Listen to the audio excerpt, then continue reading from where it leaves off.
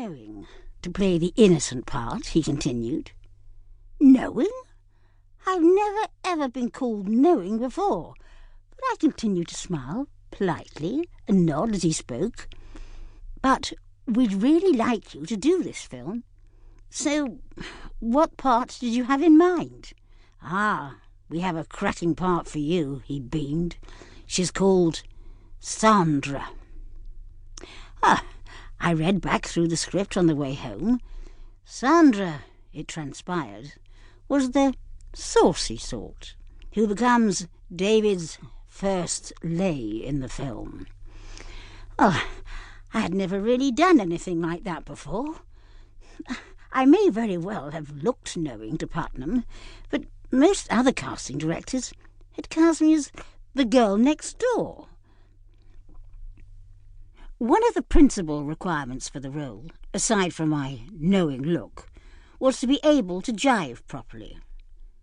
Upon confirmation from my agent that I was to play Sandra, I was duly packed off to a dance centre in London to learn. This is where I first encountered David and Ringo, who had also been sent along. So I learnt to jive with the two boys, and believe me, there are much worse ways to spend the day. Ringo was an unprepossessing fellow with a booming Liverpudlian accent. He had, for want of a better word, a simple air, not showy at all, which was amazing considering how successful he'd been with the Beatles, and all the money and the adoration he had received. He was a legend.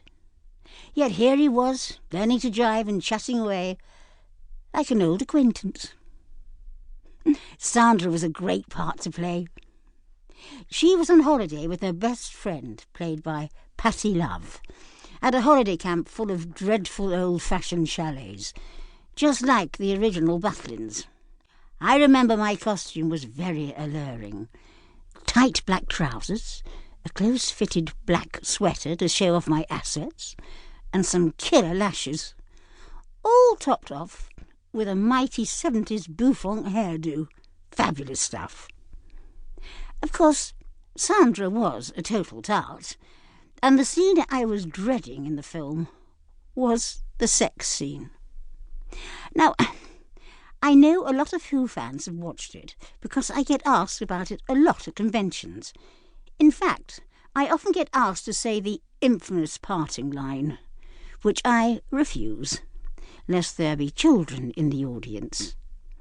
For those who haven't seen the film, after popping David's character's cherry, the mighty Sandra pulls a disgusted face and utters the immortal line, "Do you always come so quickly?" When we came to shoot the scene, there was a fairly small chalet set, and in it were cramped the lighting people, the sound people, the director. Quite daunting. People always ask what it's like to shoot sex scenes. I can tell you, it's the most non-sexual thing you can imagine. Claude Watling was incredibly clinical in directing it too.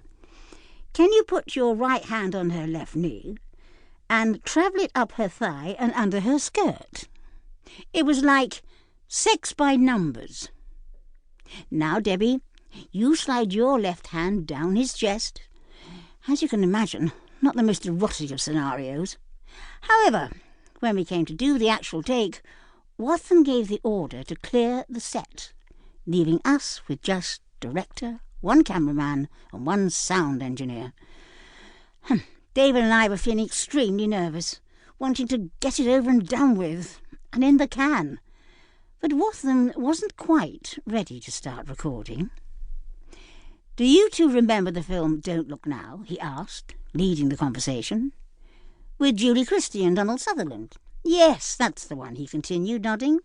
"Well, they had a wonderful sex scene in that." "Did they?" I asked, starting to get suspicious. "Yeah." And he stopped and looked at both of us. "Do you know why it worked so well?" David and I had no idea. "No, because they did it for real." I looked at him, then I looked at David, and